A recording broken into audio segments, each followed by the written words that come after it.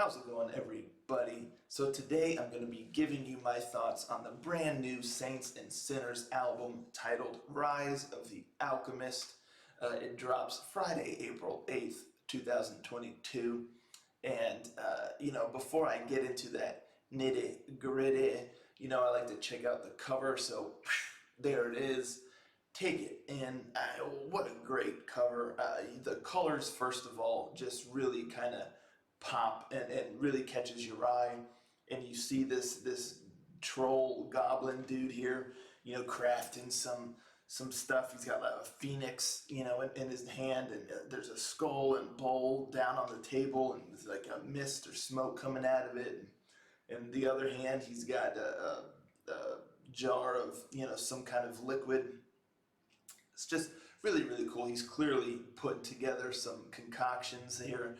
And in the background, you can see the moon and like part of a castle. So definitely a medieval setting. He's here in a castle, getting up to something, not quite sure, but it just looks really cool. If you're flipping through some CDs at the store and you see that, it's definitely going to catch your attention. And then even the name of the band and the title of the album, you'd be hard pressed to put it back and disregard it. I mean, it just really, really stands out. I love the artwork, and I think it conveys either a fun, almost like a fantasy power metal or a folk metal band. I think it could go either way based on the cover. But I think ultimately it gives off more of a power metal vibe, just again because of the colors, and it's got a kind of a more whimsical feel to it, and even the styling of the letters for the Saints and Sinners and the title of the album, Rise of the Alchemist. So it could go folk metal, but I think it leans to the power metal side. So it gives you a good idea of what you're going to get into, in my opinion. So I dig it, both for, conveying what you could most likely expect, and also just for the artwork itself. So A+ on that. I dig it. Now to talk about the album itself. Comes in at just over an hour. It's 10 tracks. Most of the songs are about 5 or 6 minutes long. There's one bad boy track, number 9, Rise of the Alchemist, title track, that's just shy of 12 minutes, but for the most part, 5 or 6. And yeah, 10 tracks if I didn't say that before. So what you're going to get here is power metal. This is power metal here, folks. It's got some other elements, though, that are kind of infused with it. There's some progressive elements, and there's also some melodic rock, hard rock elements thrown in, and it really creates kind of a unique style, in my opinion. It's the sound, a lot of times is very reminiscent of the 2000s kind of power metal sound, but for me it's the golden age of power metal. I love that sound, so I really dig it for that, obviously. But throwing in those extra elements, especially the melodic rock and hard rock element, it really kind of gives it a unique flair. And the progressive elements, they're not overdone or anything to where you'd be like, wow, this is just progressive metal. No, it's just infused with the power metal to give it, a little something extra to give it a more intricate feel at times, or to even make it feel like it's more of a journey, the song, or to give some extra movements to the song. And the melodic rock nature kind of comes into for a lot of the catchy choruses, and it's a lot of great melodies here, vocally and musically. Speaking of vocals, fantastic vocals, just absolutely fantastic. Again, with all these elements thrown in, there's a decent variety throughout the whole album, even within single songs.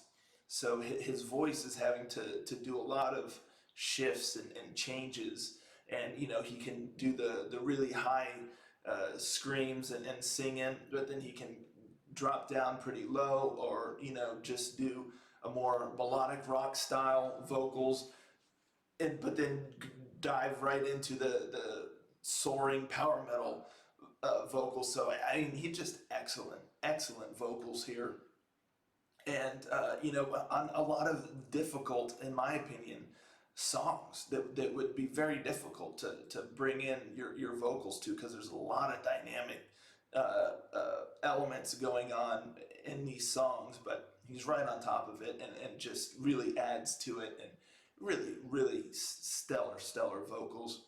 And the music, I mean, the guitar work is just fantastic.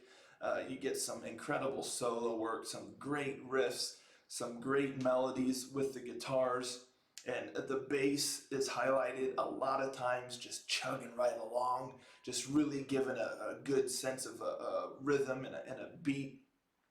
And the drums are right there with it, just really stellar. Also gets some time to shine, on its own.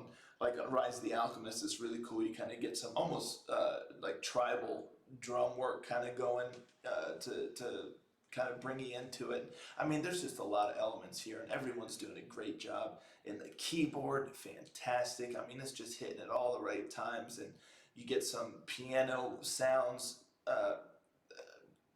throughout as well, some piano melodies, and just the keys in general just adds that nice background that really kind of pushes the songs outward, just kind of broadens the scope. And then the vocal melodies also. I feel like the keyboards with the vocal melodies in a lot of spots just really broaden the scope of the songs, and just send them soaring.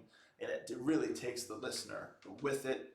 So, I mean, that's really what you're getting here. It's just very, very melodic and catchy power metal that at many times is just sweeping and soaring and just taking you along.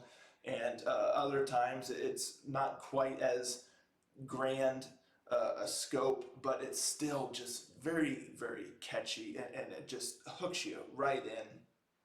But some songs are more bombastic, and there are some moments of real bombast, I will say, whereas others are a little more subdued. But it's just that catchy melodic vibe that just is right from the beginning, and just goes all the way through the entire album. So, I mean, the first song, As Above, So Below, is one of the more bombastic songs, I would say. It really kind of starts out and gives you that sense of this grandness that you can expect at moments throughout the whole rest of the album.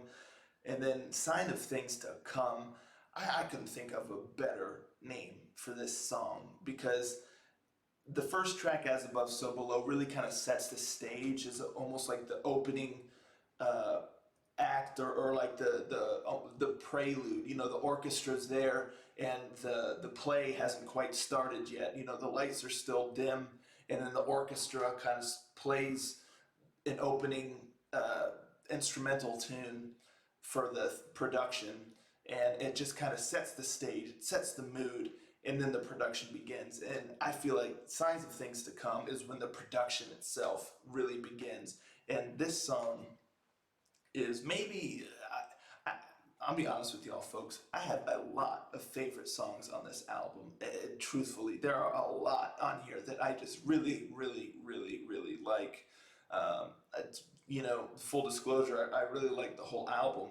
Every song, for the most part, is really, really great, but I have a lot of favorite songs on here, more than the normal. Normally there's like 2 or 3 favorite songs. On here, there's probably 6 or 7, to be honest with you, that I just really love. But Signs of Things to Come is when it really hits you with that power metal, that sweeping, epic, melodic power metal sound that is just amazing. I just love this song, and I feel like that really lets you know what you're going to get a lot of throughout the whole album. So, I mean, you couldn't think of a better name for that. Track 3, Sacred Ground. This is the only song that, didn't fully land for me. It grew on me on subsequent listens, but it stands out a little bit from the whole rest of the album. Everything else, I feel like, really blends together and meshes together well, and works as one, and feels complete. And but this song is kind of the black sheep. It almost sounds like almost like a melodic stoner rock kind of song, like something from Clutch, or even something kind of like from Soil. It just very different sound from the whole rest of the album. And again, the song itself kind of grew on me, but when listening to the whole album, personally, I feel like this song just sticks out like a sore thumb. So, I'm not fully on board with that one there. That's truthfully my only nitpick on the whole entire album is this song again. It grew on me as a song, but just in the scheme of the album, the sound, it just didn't quite jive, and so it's kind of feels like a speed bump, as you're going through. But once you get into track four, Savior of the Damned, that follows in suit of Signs of Things to Come, and just a fantastic melodic power metal song here. Dreamer is a great ballad that showcases the vocals a lot. I mean, every song does, but it's just a really nice ballad here. Um, Track six, Death Comes in Winter. I'm not going to spoil anything on this bad boy because I'm just going to tell y'all folks right now, the first couple minutes is going to blow your mind. When I was listening to this song and it started, and as it was going, and I was just like, what? Oh man, I just got so into it. And the whole album is, I mean, the whole song is sick. It's great. Queen of the Nile. This one is interesting. It's a more Iron Maiden-esque song than the rest of the album. This one has a very Iron Maiden feel to it, the classic heavy power metal style of those days. So it was really cool and done really well, and it still fits with everything else, with the sound, even though it's got a slightly different feel to it. It still has its place in there, and it doesn't feel out of place or anything like that. But really cool. The way that it has that Iron Maiden style. I really enjoyed it. Ivory Tower, another great. That was released as a single. Just a sweeping power metal melodic sound. It's great.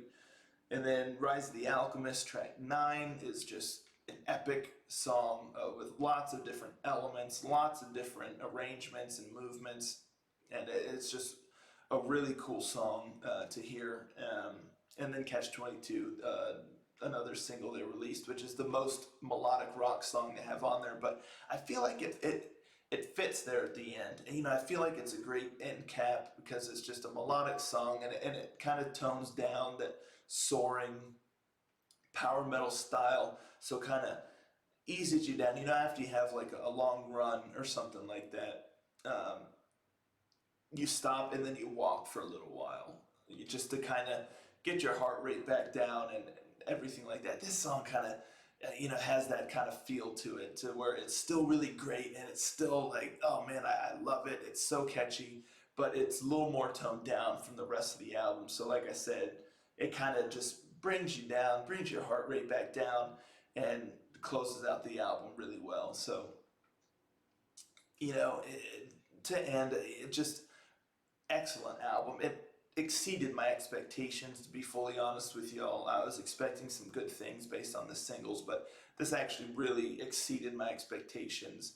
The arrangements are fantastic. The composition, the movements throughout the songs and the whole album, the musicianship is all fantastic. There's something for everybody there. If you love hearing the bass, if you love hearing the drums, both of those get highlighted here as well. Sometimes those things get drowned out in songs, but no, I mean, you get to fully appreciate them here. The guitar work is amazing.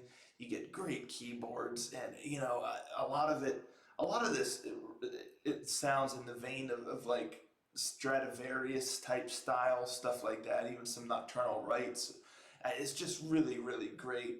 Get some moments of bombast and some grand scope, but more than anything, melodic. Melodic is the key word here. I mean, whether it be the focus on the soaring power metal style, or the melodic rock style, or some of the sections that have some progressive elements, it's all just so melodic. So hats off to the songwriters here, because to the band.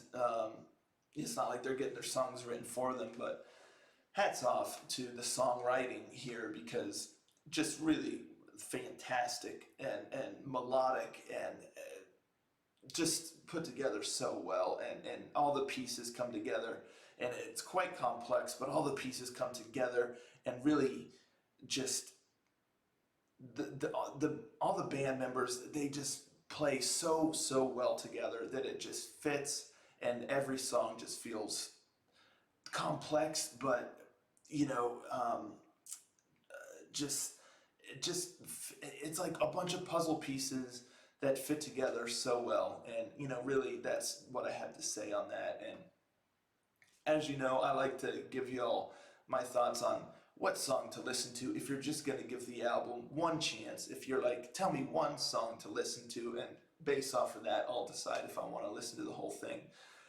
I would tell you, listen to Signs of Things to Come, which may be my favorite song among many favorites. But I also think it's the best song that really gives you the impression of what to expect on the whole album. It's got all the elements there in that song. So check out Signs of Things to Come. If you only want to hear one song to determine if you're going to listen to the whole thing. But honestly, if you like power metal, if you like melodic rock, even if you like the progressive stuff, just listen to this album. You won't be disappointed. So I definitely give it uh, uh, my thumbs up or whatnot, my recommendation. So check it out. Great album. So that's Saints and Sinners with Rise of the Alchemist. And on that note, I'll bid you all adieu and catch you next time, Ranger.